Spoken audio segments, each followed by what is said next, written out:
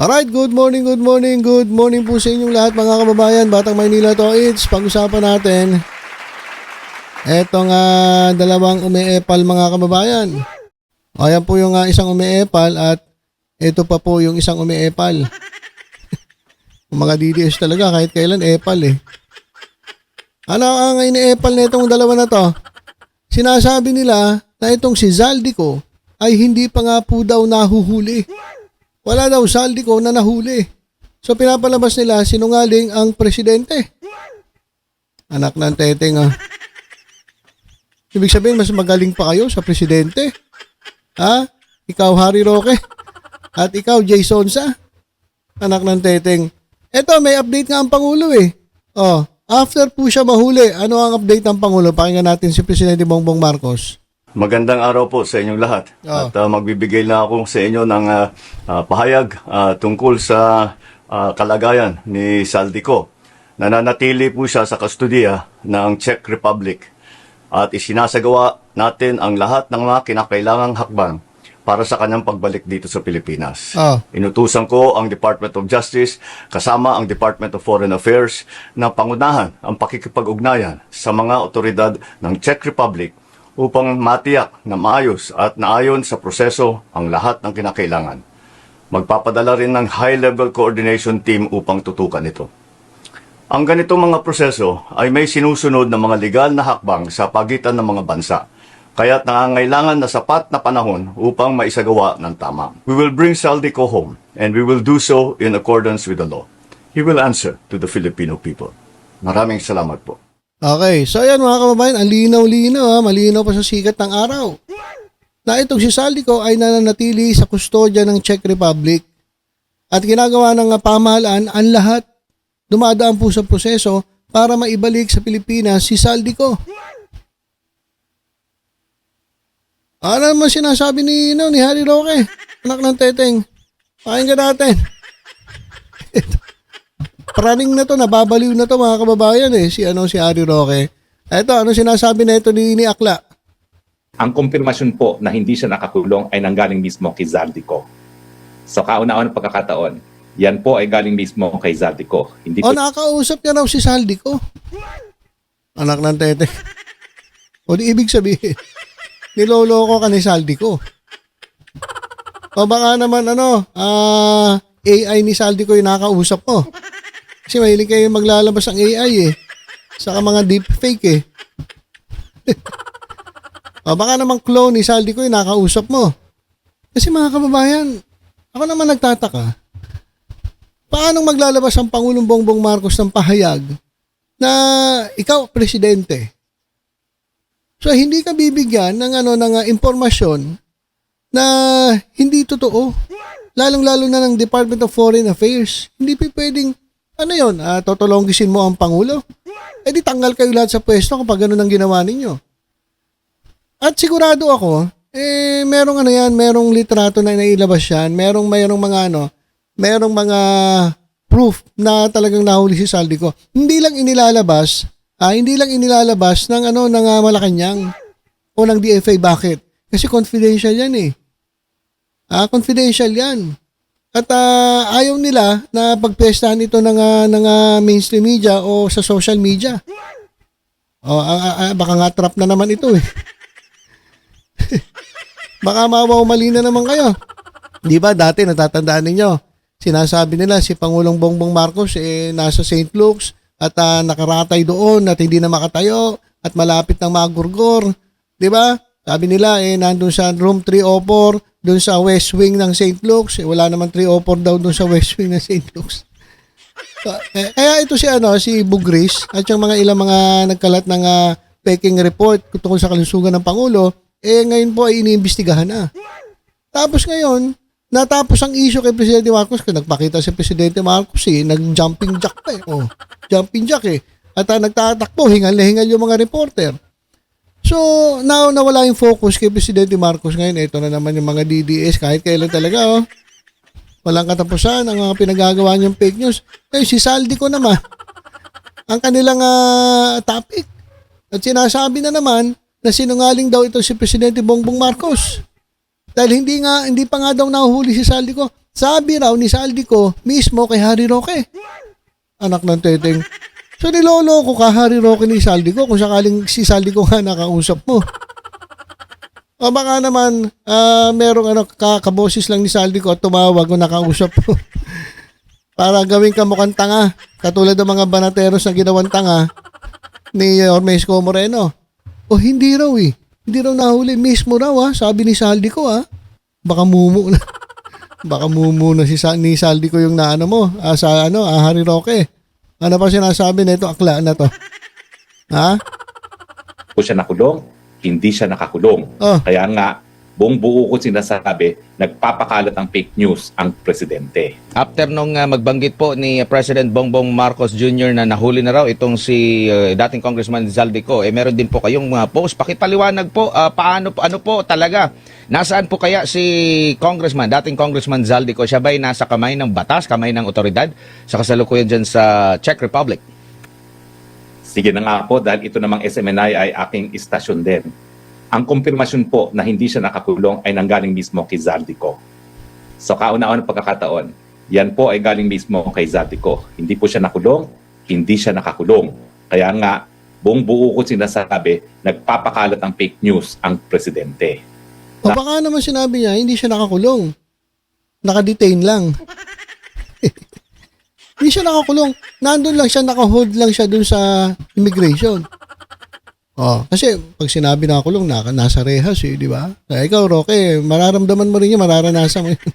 Yung hihimas ka ng rehas, malamig na bakal yung sa kulungan. Ikaw, mauuna ka pa kay Saldico. So, malamang baka nakahold lang si Saldico at hindi lang pinalalabas kasi nga inaayos ang mga papeles, inaayos ang proseso. So baka nagoyo ka ni Saldico. Sinabi niya, hindi ako nakakulong. Hindi naman talaga nakakulong nakahold lang Nandun lang sa di aircon na kwarto ng immigration. Diyan sa Czech Republic.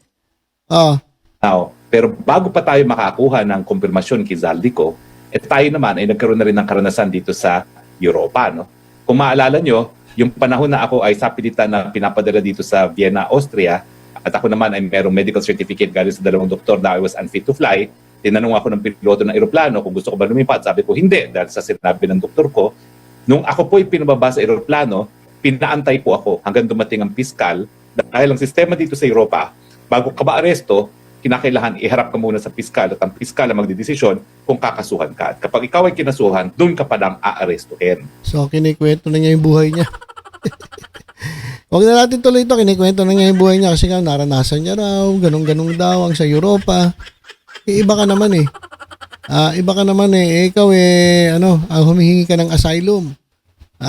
Huminga ka ng asylum, di ka naman binibigyan. Ang dami ng basta tumanggi sa'yo.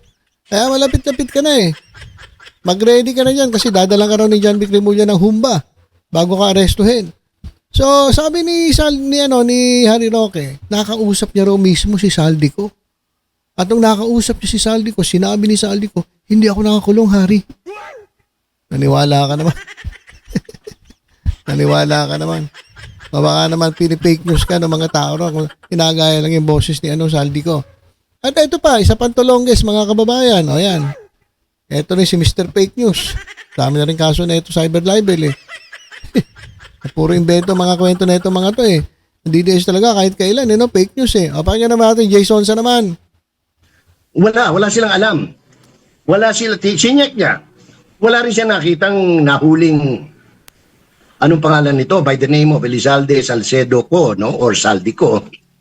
In any of the immigration or regular detention facilities in Prague, at katunayan, ngayon nakita ko yung report ng Foreign Ministry ng Czech Republic. They know nothing about the arrest of a certain Elizalde or Saldico, former congressman in the Philippines. So, paano ka maniniwala? Naniniwala ho ba kayong Okay, so ibig sabihin mas magaling pa intel mo. Meron ka mga confidential fund. Jason sa kung salita ito parang kumpirmado mga kababayan na sinasabi nila wala silang alam, hindi nila alam yung nangyari diyan sa Czech Republic. Ano ba to? Mas malakas pa ang kapangyarihan mo kaysa sa sa intel ng presidente ng Pilipinas, ni Pangulong Bongbong Marcos. Ibig sabihin talaga, pinipilit yun ni Harry Roque na hindi nahuli si Saldico at walang alam ang gobyerno ng Pilipinas dito kay Saldico. Ba't magsasalita ang presidente ng ganun? Ano ang mapapala ng Pangulo? Sabihin natin ganito, ano ang mapapala ng Pangulo kung sakali man na ma-make news siya?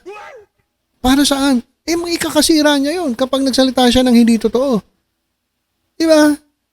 Ano lang, common sense lang. Kasi itong mga to, walang mga common sense eh. Ito si Harry Roque, Jason Sa, yan. Pati yung mga DDS, wala kasi kayong mga common science eh. Wala kayong mga common sense. Isipin nyo maigi. Ano ang mapapala ng Pangulo? Kung sakali man magsalita siya na nahuli si Saldico at hindi pala totoo.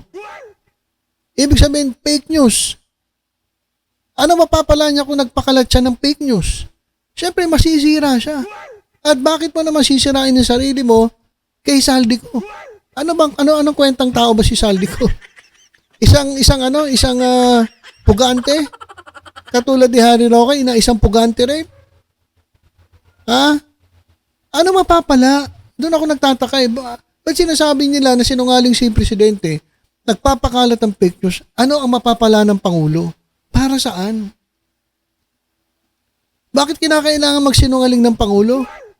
So wala akong nakikitang dahilan para ma-make news ang Pangulo. So para sa akin, lahat ng sinasabi ng Pangulo ay totoo. At merong intel yan. Merong tao mismo. Kasi meron naman tayong alam ko meron tayong mga representante diyan sa Czech Republic eh. Kahit sa Germany o kahit sa ambassador, meron naman tayong di ba? Meron tayong mga ambassador. Philippine ambassador to Czech Republic, Philippine ambassador to Germany. Di ba? Ganun din ang Germany, may German ambassador to the Philippines, ang Czech Republic may Czech ambassador to the Philippines. So, hindi pwedeng maglokohan to. Hindi pwedeng mag-fake newsan ito mga ito. So, para sa akin, totoo ang sinasabi ng Presidente at mas naniniwala ako sa Presidente. Tanga lang ang maniniwala dito kay Harry Roque at tanga lang ang maniniwala dito kay Jason Sa. Kaya mga kababayan, wag po kayo maniniwala sa pinapakalat na itong dalawang ugok na DDS na ito, si Jason Sa at si Harry Roque. Talagang lang to, nanggugulo lang. Wala na silang ginawa dito sa bansa natin kundi manggulo.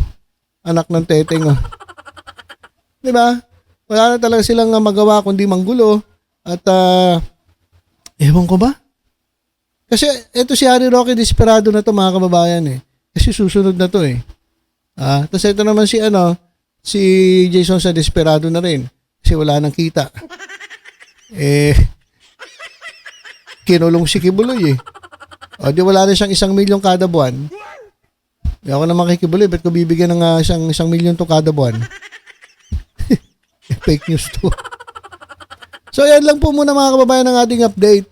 Nagbigay ng update ang ating Pangulo tungkol kay Saldico. Nandun pa rin siya sa kustodya ng Czech Republic at inaayos po lahat ng mga dokumento para sa pagbabalik ni Saldico para po siya ipagpanagutin sa mga ibinibintang sa kanyang pagnanakaw sa kaba ng bayan. At dito naman kay Harry Roque, abang-abang ka na lang dyan. Relax. Susunod ka na. At matindi ito mga kababayan, nagbigay pa ng payo sa kapwa niya, kapwa niya pugante eh. Kapal na mukha eh. At ikaw naman, Jason Sa, diyan ka na lang sa sa retirement home mo. Mas maganda siguro manahimik ka na lang, mas maganda yung yung relax lang. 'Di ba? Enjoy mo na lang yung naipon mo diyan sa SMNI. 'Di ba? Kasama ng pamilya mo kaysa nakikialam ka pa eh. Parang mas magaling pa ang mga intel ninyo kaysa sa presidente. Anak ng teteng oh. Okay. So ilan po muna mga kababayan, tutok-tutok lang po dito sa Batang Manila Toys. Sa iba pang updates, ingat po tayong lahat. God bless po.